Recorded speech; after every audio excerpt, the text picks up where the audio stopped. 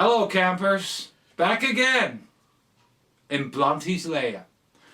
It's December 2024. Believe it or not, I was here in June. We did a video recording, didn't post it. I've still got it, but by the time you see this, it'll be on there. Oh well, tough. Let's talk to our holiday boy here. Retiree extraordinaire. You're talking to someone that doesn't want to be in this country at the moment and wants to be somewhere with his son. Who wants to be? Yeah. Who wants to be in this country with this weather? We thought we have a storm and gales, and there's Monty. Thank you, Monty. And Monty says hello, by the way, to the viewers. And Monty, come in and show yourselves. Come on, show yourself. Come on. Yeah, good boy. Yes, good boy. See ya. Bye bye. Up with Mum, John. Come on. Where are you? That's the way to begin. Eh? Why talk about the Central Intelligence Agency when we could do this? Well, Brian as well. No one actually wants to see Monty done. They just want to see the dogs. Yeah, yeah. I've had comments. Never mind the talk. Show us Monty and all that. Yeah. Okay, so we've had quite a break. You're semi-retired, basically. I've had a new job. I think backing out of the JFK thing, really. So you're, in a sense, you're getting the last vestiges of me, I think. Right. So, and you know. But I will consider your idea of attending the 30th anniversary. I think we should. If there's, you know what? If there's anybody that can convince anybody else, it would be Bark. It's a special event, and also it's going to be held in a special place, and you know what, the 30th. And also the fact that the 25th for Dealey Plaza was cancelled due to lockdown, COVID.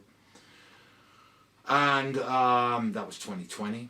So because of that, and nobody thought about it until I thought, hold on, 1995 is when Ian Griggs set up shop. Correct. You know, so, and also I would like a panel talk with the old guys that were there from the first day, and basically reminiscence about those days and how it went and so forth. I mean, I found in your archive some traces of these meetings, because you used to either come to where Ian used to live above London or around your neck of the woods here in the Cotswolds, and people just basically said, well, this time we'll meet over there, and then we'll go over there, and it was also regular meetings. And then by the time I came, which is 10 years ago, it was what was that place in Finsbury Square? Oh, the horse, flying horse, the Flying Horse. So it was like a semi-permanent residency there, because the pub allowed us to hold our events there while it was actually closed that day, so which was kind of cool. That was good. Yeah, that was really cool. But have you had any time while being away? Have you looked at things while you've been? Yeah, I think. Well, I didn't do anything for the probably first 6 weeks I was away, I guess. Right. But then I thought, well, you know, for me there's always these, you know, choke points. Choke points as opposed to choke holes. You know, a choke point is... Paul? A choke point for me is somewhere, when one looks, it's an eminently solvable part of the case. Yeah. And the eminently solvable problem areas are, for me, the question whether Richard Snyder was State Department or CIA. The other one is the opening sheet on Oswald's 201 file, how that was put together post the actual date when it was supposed to be opened, which was October 1960. That's two. Okay. Is there a third one? Two. Let me think what the third one is. I know there's four altogether. Let me think. Finland, Oh, Helsinki. the Helsinki stuff, because of the. And I think you sent me the link, or somebody sent me the link to do with Finnish intelligence. You know. Oh yeah, that was about a year or so ago. Yeah. Yeah? Yeah. So They released something. they released them, but I found their statement quite interesting. That in the end, they couldn't really get to grips with how Oswald entered Finland, Well, which I thought was quite a statement, really, based on the fact that we're told, according to British travel records, faked up travel records, that he left London on the 10th. You know the story. He lands in Helsinki, gets through so fast, checks into the hotel, and blah blah blah. nice hotel.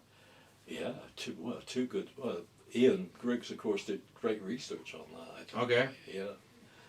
On those hotels, they weren't cheap hotels. No. They weren't I know. cheap hotels. And I'm just trying to think what the fourth one was. Snyder. Oh yeah, it's the bane of my life, and that's the Veciana stuff. of course. Now let's go back to Snyder. State Department or CIA? For me, Yeah. I think probably CIA. Yeah. Yeah. And what? I can't really go into much detail with that because I'm doing an essay for AARC. So Uh-huh. I can't go there. Oh, so you can't give it away? No. Thank you, Alan. So that'll be on their site at some stage, along with the other stuff. And really, it's like, when I went to Gran Canaria, it was like, I thought, well, I got my Veciana stuff, and then he kindly sent it over to Dave Boylan. Yeah. Yeah. And I thought, well, Dave, take it on board, but maybe it's just some of it is just a bit, esoteric. You know what I mean? It's a bit. For one thing, it's 180 degrees removed from John Newman's version in the book, that he did. Yeah, you have to plow through all the evidence basically to make up your own mind and say, hold on a minute, Yeah. this is what I think it is, Yeah. or see, Yeah. this is what the evidence tells me. Yeah. I mean, And I'm still wrestling with it, to be honest. Our friend Kate Willard is helping out in Australia. Yeah. So, and she's very good at, pointing out inconsistencies in your own research, which I like. I'm not averse to hearing criticism. no, I have no problem with criticism either, but I want to see the evidence for that criticism. Mm. Everything else is an opinion. Yeah, we get You into know what that. you can do with opinions, right? We get into that, don't we? We get into contrary opinions, and not the evidence. Sometimes it's just like, I believe that, I think that. You're alone It's on the like- scum It's does that. likely that. But conspiracy idiots as well. Both have their thoughts and their beliefs. Instead of saying, no, you're wrong, because there you go, I've got this statement, that interview. But we're on difficult ground, particularly with CIA stuff, agency stuff, because much of it is disguised. You start with the language, which is they use, which is disguised. It's all opaque. That's what I like about the Central Intelligence Agency, the way they do their documentation, because God. you know what? They say, they talk a fair bit, but they don't say much. That's the difference. I see that in corporate circles as well. Yeah. Yeah, they're very good at that. I mean, I'm somebody who's quite direct and to the point, and I'm not here to waste time. But I hear that, and when I see in the corporate circles, then some of these guys are masters at it. And I'm thinking, gee, you could have worked over there because you'd fit in really well. Maybe they are, I don't know. But they have that same kind of thing. I hear these phone conversations and while I'm in an office and so forth, and I'm going, yeah, you say a lot, but there's you talk a lot, but there's nothing really actual being said as such, and saying we need to do this, we have to do that. Nobody really oomphs through. So, but I mean, maybe it's a product of larger organisations and a culture within those organisations. Sometimes I think, you know, good point. Bureaucracies and stuff like that. Yeah. I know I found it, you know, when in another life when I was doing psychiatric support, sitting around with social workers. Oh my God. You know, we had one particularly horrendous abuse case we were dealing with. We were round and around and around in a circle, and members of the family were there, and the abuse victim was there, and one particular social worker, the key worker in that case, went on and on and on, and you know, circumstantiality, round in circles, round in circles. At the end of the meeting, he came up to me and he said, "Well, that told him, didn't it?" I mean, like, what? It was just Nothing conclusive and concise was actually nothing at decided all, but upon in and his said. mind, Yeah, in the, yeah. the mindset Yeah, of yeah, these people is totally Yeah. different. Yeah.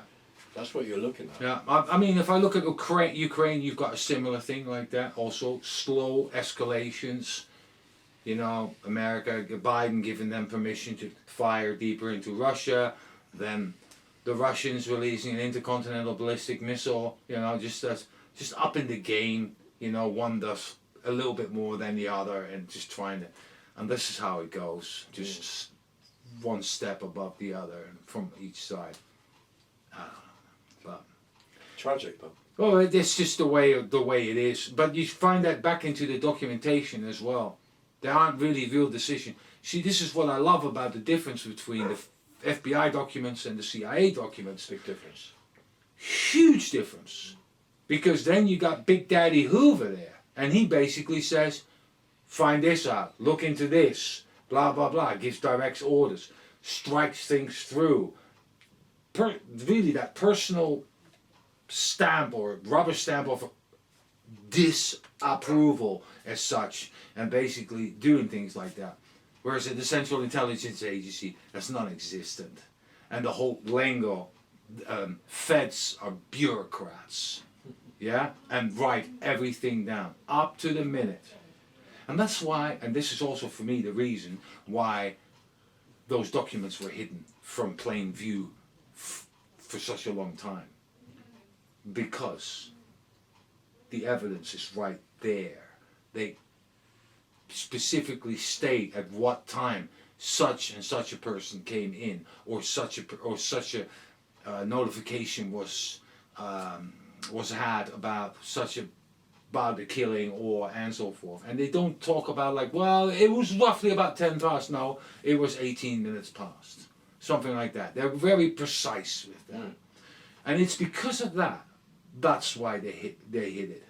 That's why they were just kept that away and covered it up. That's my personal opinion after looking at all this stuff and going, well, yeah, you have to hide all that because you're giving the game away there and then. See, Dallas police hid things or just didn't report them as such because it was sloppy with paperwork and hey, it was the 60s and blah, blah, blah. But then you got these guys in Washington, and they are much more on the ball when it comes to bureaucracy and reporting and so forth.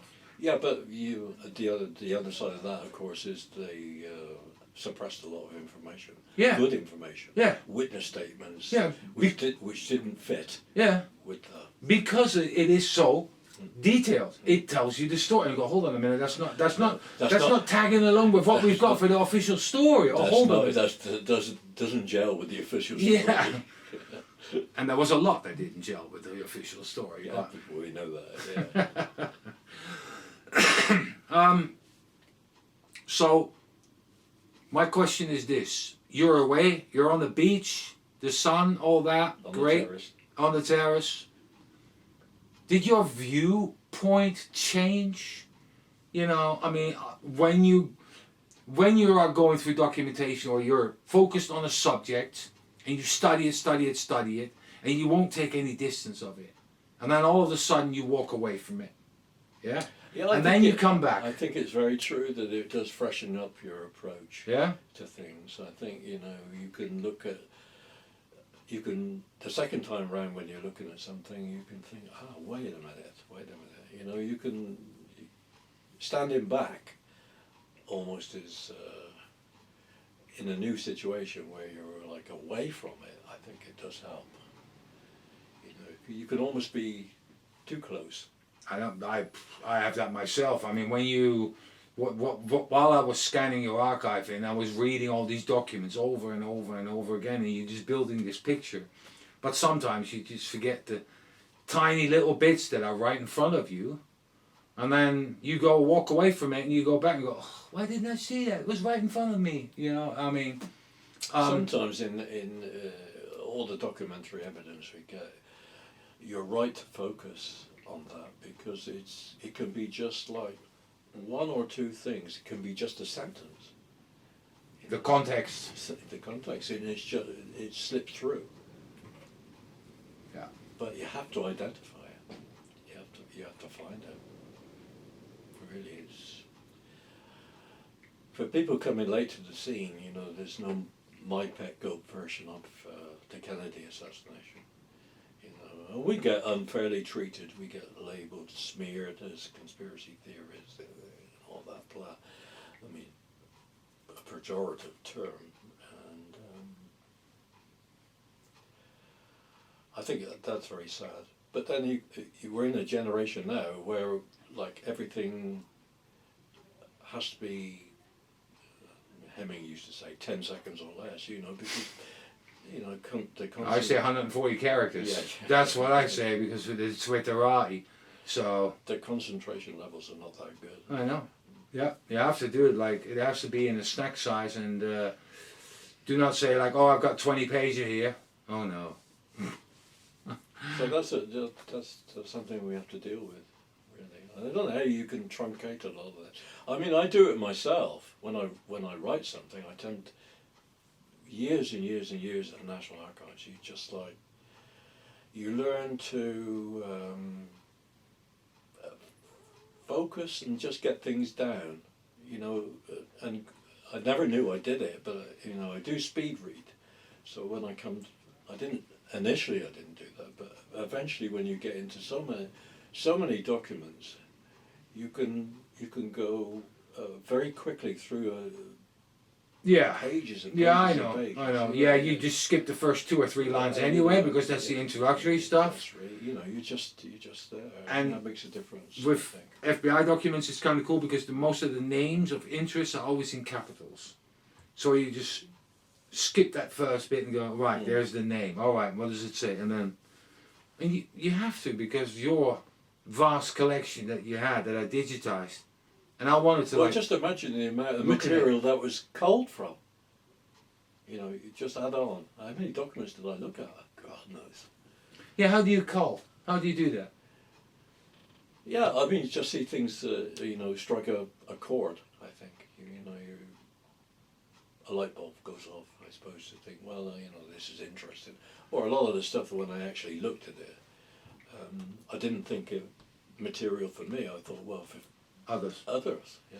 Well, yeah, that was good thinking because some of the autopsy stuff that you've got, which is awesome, but no one else has.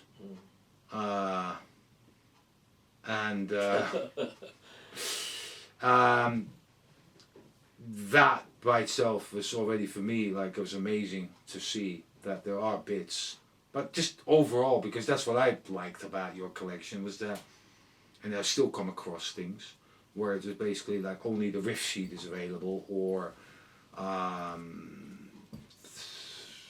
there are pages missing without any explanation. I think Elsie Dorman's HSCA, you know, the woman that filmed there's 2 pages missing of that, and I've got to try and get that stuff in because I was like, it's just too suspicious just for those pages to be missing.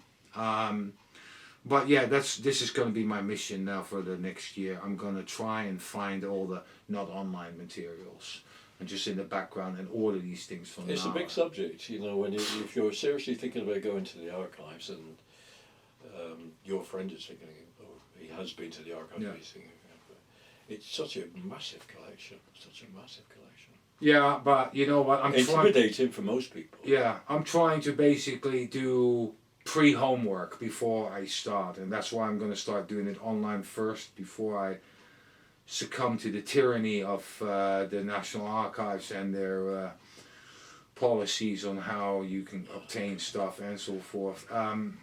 You know, it's part of it, but that's why I'm thinking if I do it online, then I do other stuff in the meantime, and then when it comes in after 2 or 4 or 5 weeks, I'll be going, yeah, all right, I didn't expect it. And if I just start a load and the next week another load and the week after that, then at some point there will be like a nice little train going on, and hopefully documentation coming in. Yeah, but you know, there's so many interesting things from a historical point of view. Yes. Really, I mean, like, you know, getting into the early boxes of how the National Archives. People complain about my records. We should go into the National Archives boxes from the Warren Commission. Much of it is handwritten material. I don't think Max Holland's ever looked at this stuff. I may be incorrect on that, but I don't believe he has.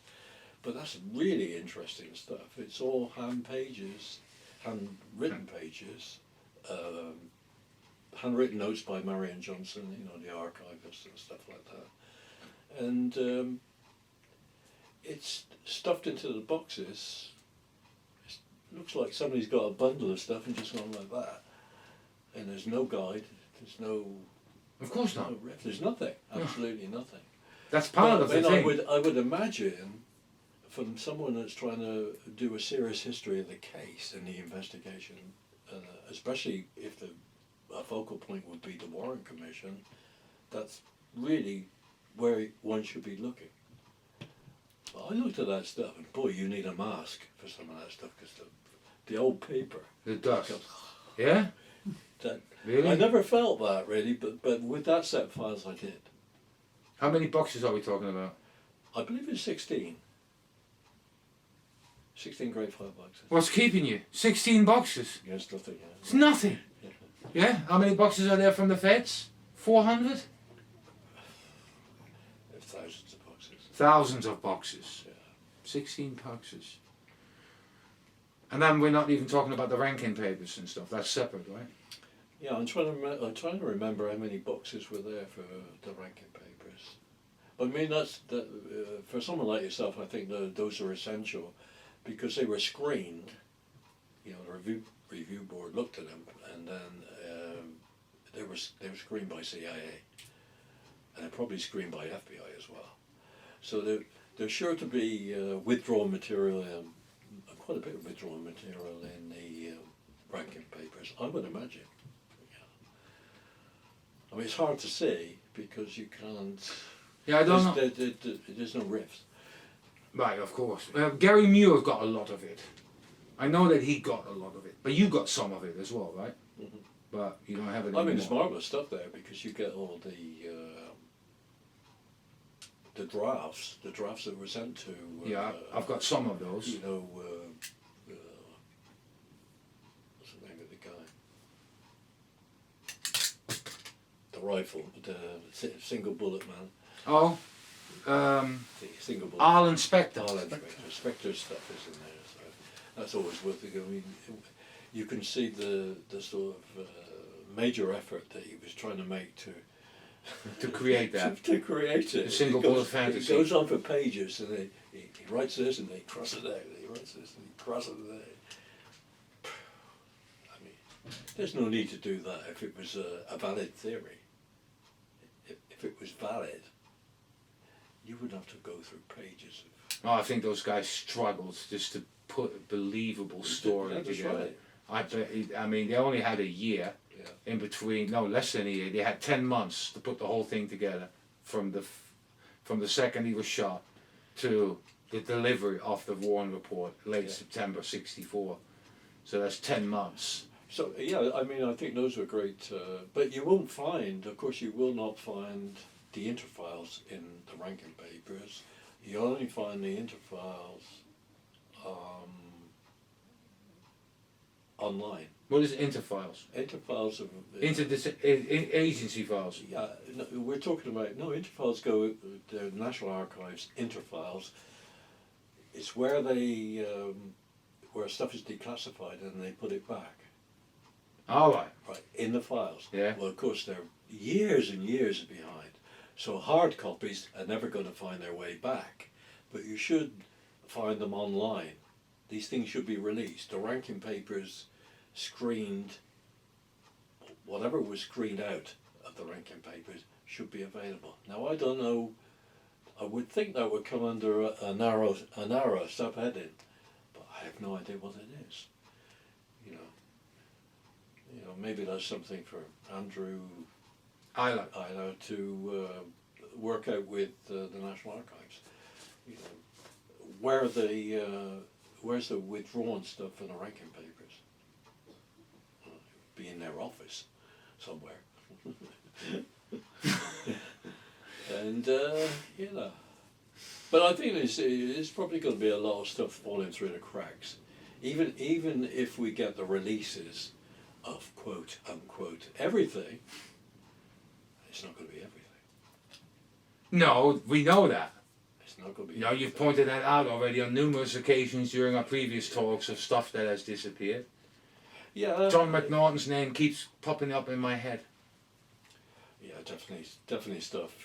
But we probably would have to go into other collections.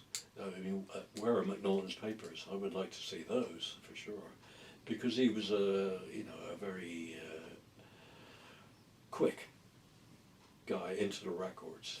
He was one of the first people to get Oswald's military files on the night of the assassination, I believe, going into the 23rd of November. Oh, I've got something to share with you. So, we're talking about, I mean, this is all stuff that people can do, probably online now. I Yeah, don't know. well, yeah, you can do a lot. I mean, I'm working towards that, but at the same time, I'm also thinking of how to use artificial intelligence to sift through documentation and basically get summarizations made. Artificial intelligence can do Well, that. I would definitely put McNaughton under a magnifying glass, because he's instrumental in handling the early stuff, making sure that everything was on track. So, I was at the Dealey Plaza UK. Should we explain who McNaughton was? Should we? John McNaughton was the top Department of Defence lawyer, Yeah. legal guy. Yeah. Military intelligence. No, not so No? much military intelligence. I thought he was but, related to it. He may well have been there, but I mean, his post at that time, I think, was the top lawyer for the Department of Defence. DOD. Right.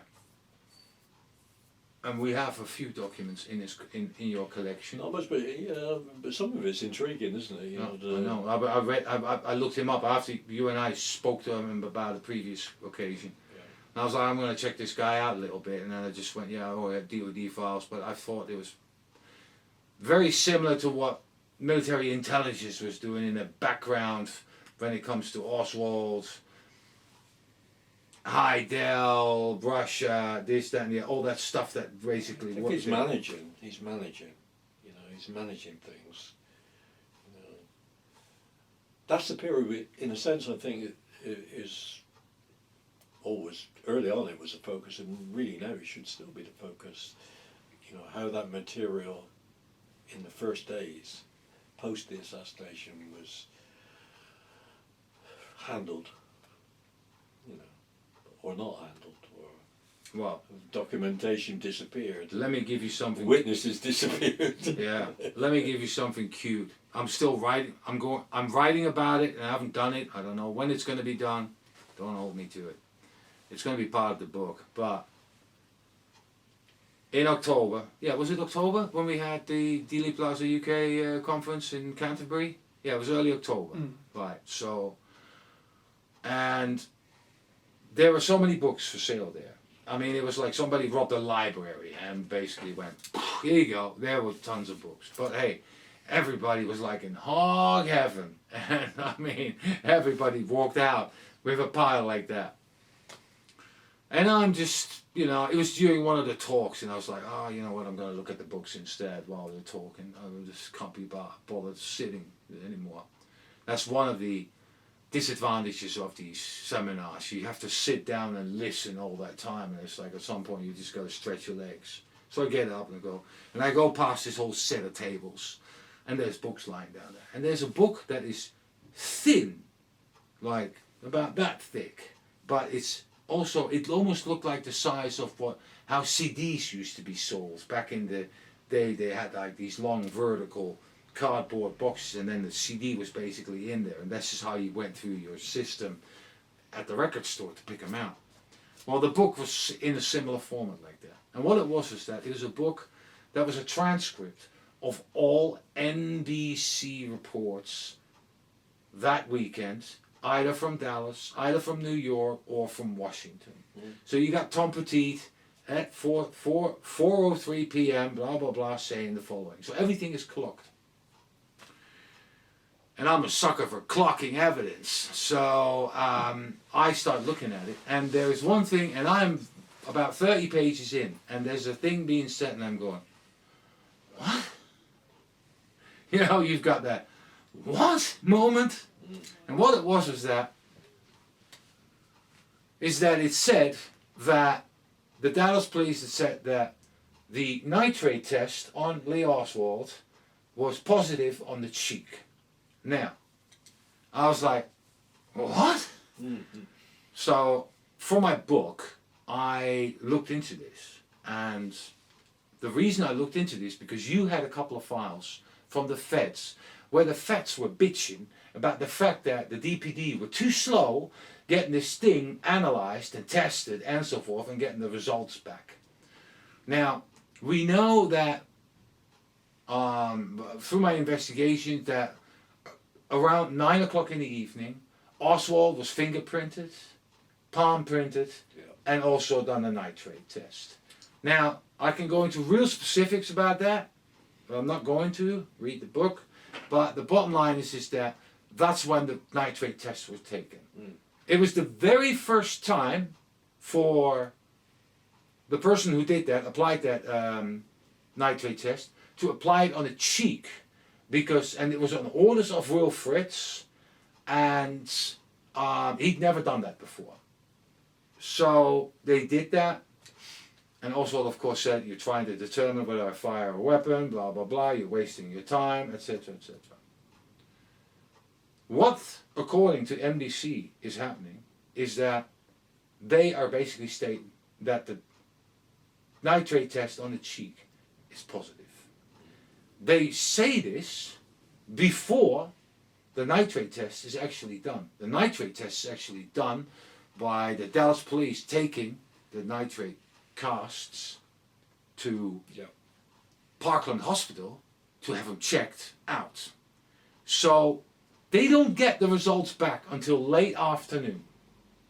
Carl Day writes a report that very same day and says negative on the cheek, positive on the left and on the right hand, right? But also worked with ink, carried boxes, so whatever. But the bottom line is, says it's negative. I've got 2, if not 3 instances where they state to the press that the cheek is positive.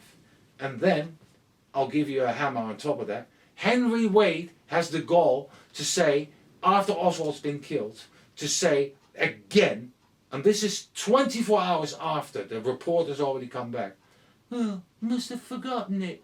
So, and then he also again states that the nitrate test on the cheek is positive. Just sharing misinformation, and the press laps it up, of course. I mean, it's shared with the press, and when the press says so, and especially in those days, especially in those days. It's that old Will Rogers, isn't it? You know, I know it's true because I read it in the newspapers. Yeah.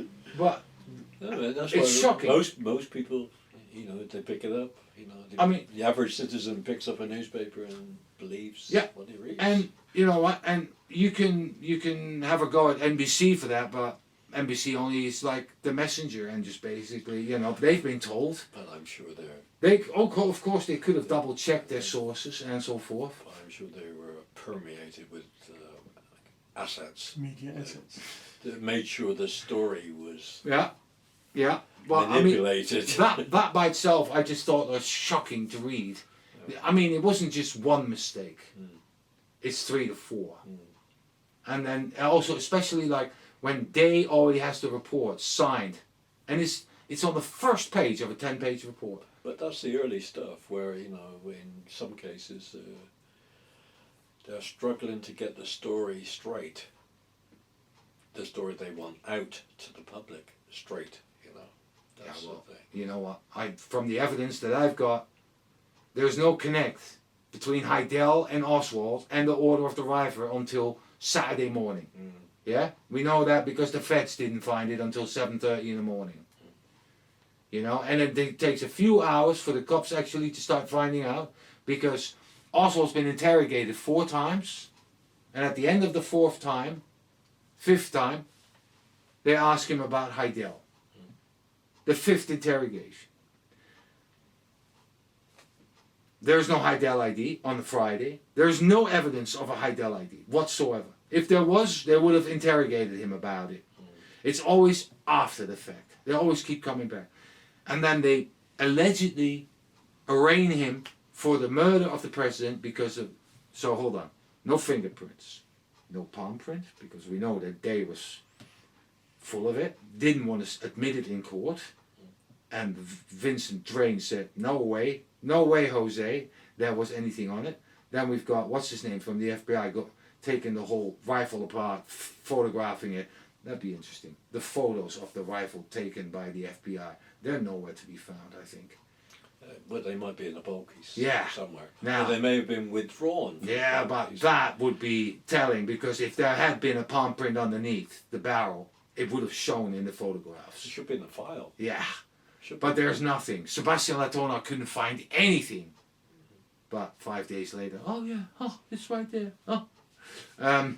So from if you go through the chronology, there's absolutely no evidence to tie Oswald with a rifle until the next day, when they've got this whole Heidel shicky-micky and the order basically put together. Whereas at 2 o'clock in the morning, 1:30, 2 o'clock, they arraign him for the murder of the president. And they had nothing. So, but in the same time, they basically concocted that story about the nitrate test to make him look guilty. You know, everybody think, oh well, if he's fired a weapon, if he's fired a rifle, must be guilty. You know, science says so. So I thought that was interesting. It just comes out of a different angle. All of a sudden, you just read this book and you go, hold on a minute. Well, it's like in your book when you're trying to make sense of the fingerprints issue, then you come across a photo taken It's in your of the collection. fingerprints. You know, so I mean, I'm going to talk about that in Canterbury. you find you can find evidence in the most unlikely places. Yes, you know what? As long as you search, and this is what That's the big thing. This is what I blame all these conspirati for. They sit there and they go on these forums, quack, quack, quack, quack, quack. And I'm going, every minute you sit there waffling on, trying to push your opinion onto other people. You should spend research and look at it and go, no. While you were quacking, I found this. There you go. But no. Oh no. What you mean? I've got to go through the archives and do something? Oh. No, but anyway. But you know, the documentation is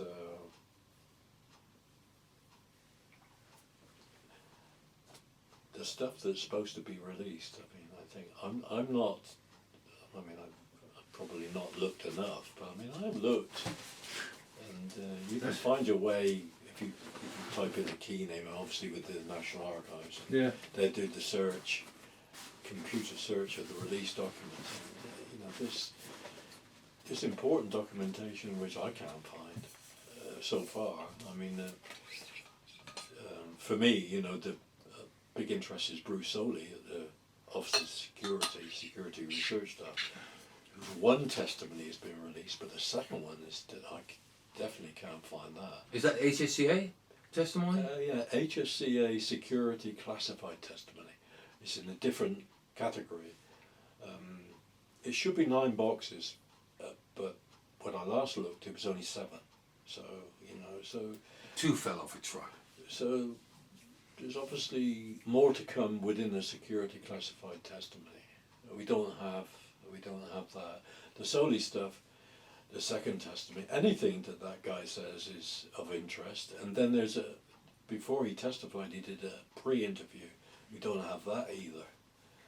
And then, you know, there are other, Robert Gambino, who was the chief of the Office of Security when the House Select Committee was sitting. I can't find his full interview. We only got notes from the interview. And there's lots of stuff like that. Stuff that seems to have fallen through the cracks. It doesn't seem to have got released yet. But I suppose, you know, a big thing from a research point of view to help researchers would be the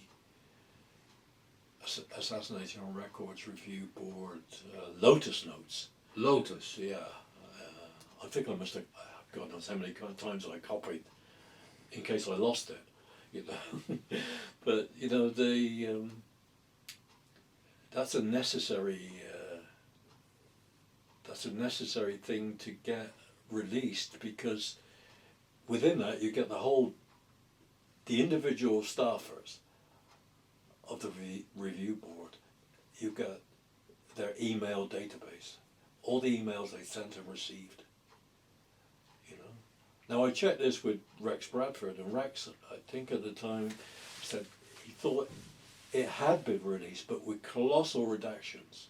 And that ties in with when I tried to get it released at the National Archives in 2005, I think, 2004. 20 Yeah, it was when I had a reasonable relationship with James Mathis at the archives, and when I asked about the Lotus Notes, he said, "Oh yeah, no problem." Well, you know, 2 days later there was a problem. Too much, it needed to be screened, he said. It's going to take some time. Well, you know, we still haven't got it released. As far as I can see, it's not released. But that would be a terrific resource for researchers. Terrific.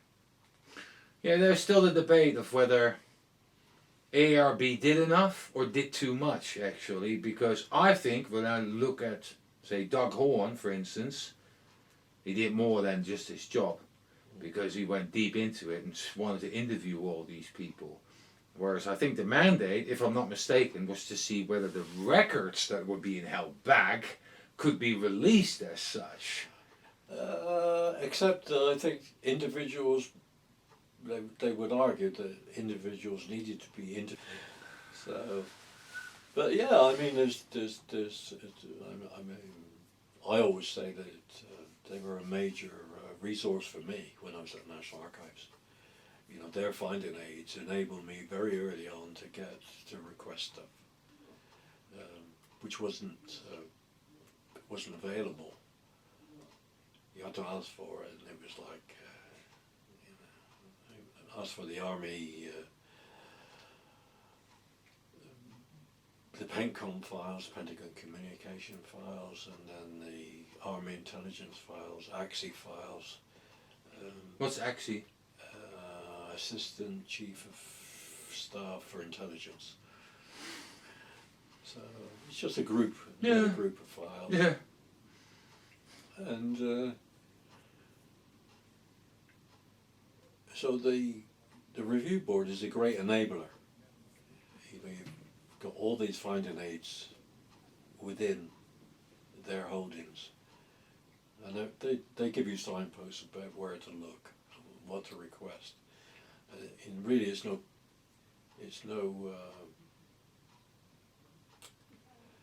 At that time, I think it was difficult because National Archives didn't have a lot of finding aids on the shelves. Mm-hmm.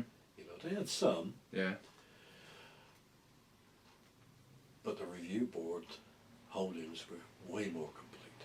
I mean, you had so much stuff. Then you could say to the National Archives, "Look, I want to look at these files," and it was like, you know, How did you know where about did them? you get that Yeah, from? right. Yeah.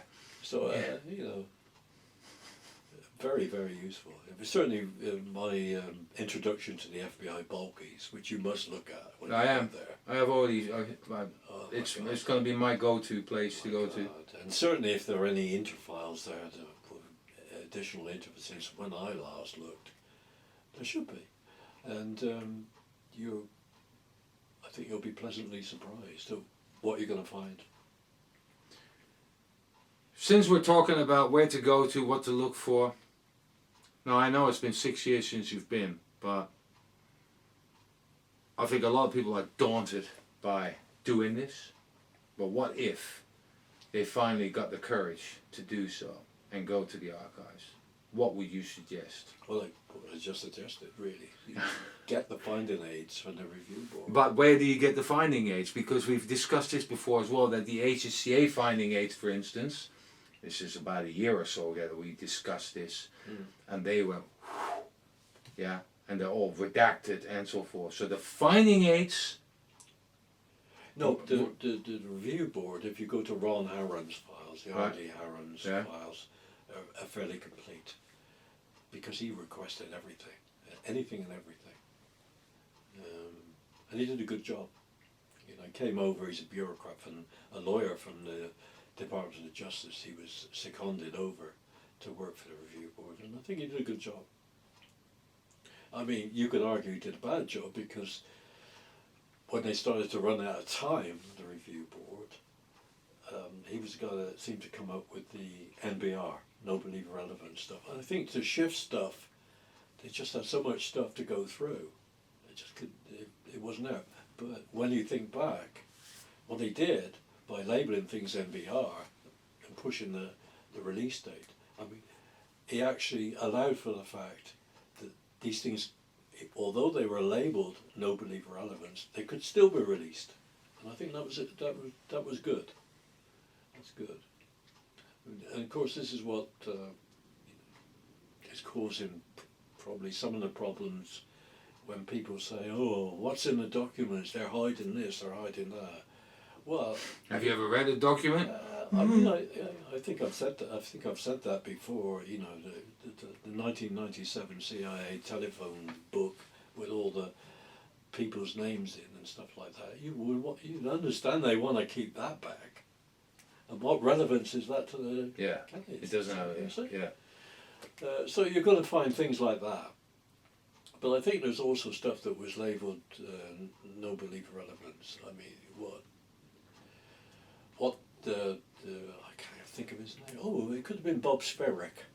Could have been Robert Sverrick. I'm not sure about that. But there was some guy or some person within the review board reviewing. Well, there was more than one person. There was another. I wonder if it was Laura Denk. Somebody involved in looking at FBI files. And when you get to Veciana, there are a lot. When I say a lot, it is huge. There are pages and pages of files in which Veciana features, which were all labelled NBR, no belief relevance. Well, I would argue anything with Veciana is relevant. We want to see it.